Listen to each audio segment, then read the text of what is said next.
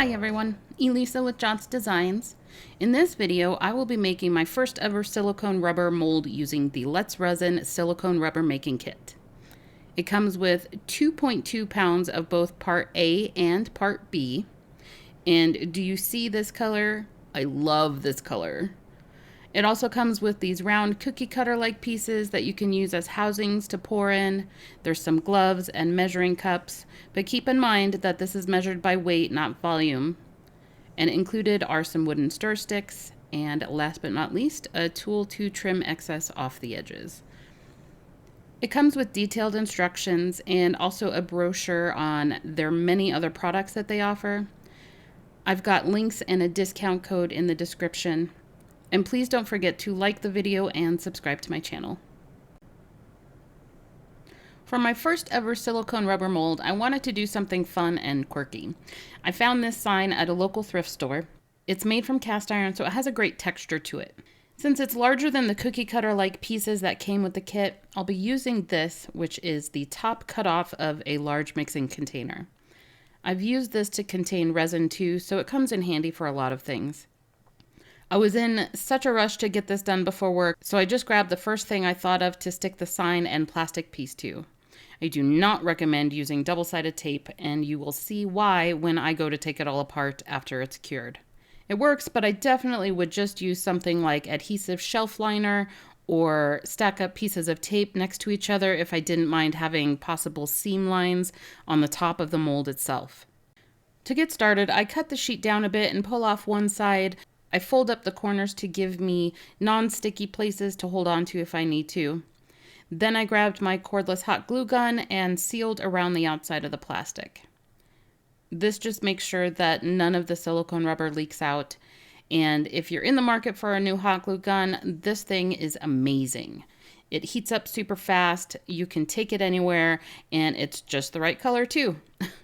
Seriously, people, I have an obsession with all things turquoise, teal, aqua, etc., if you haven't already noticed. You don't need a lot of glue, just a thin bead around the bottom edge, and you are good to go. I placed the sign down and grabbed the isopropyl alcohol to clean off the surface. In hindsight, I should have cleaned the back off, but you gotta learn somehow, right? Then I was ready to mix.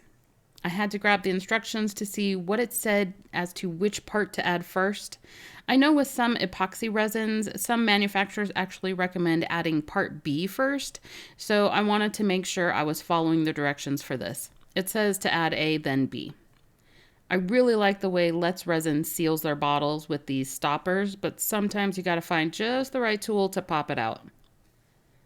This scale is great because it has a large surface to put your container on, and it doesn't seem to time out or turn off too soon. I've got both measured out evenly, and I'm just mixing it like I would resin, making sure to scrape the sides, the bottom, and the stick in the process.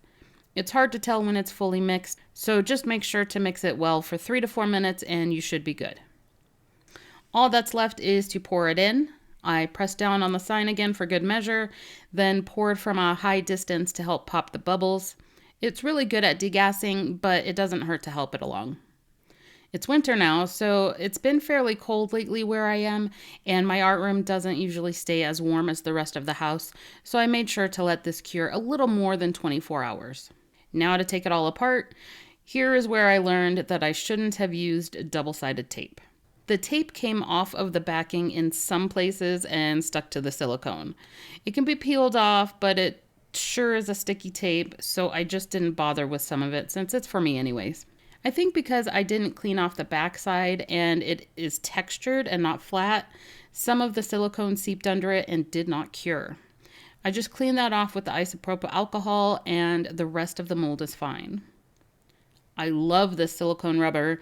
It's very flexible, definitely picked up all the detail, and it degassed nicely. I'm impressed for my first ever mold.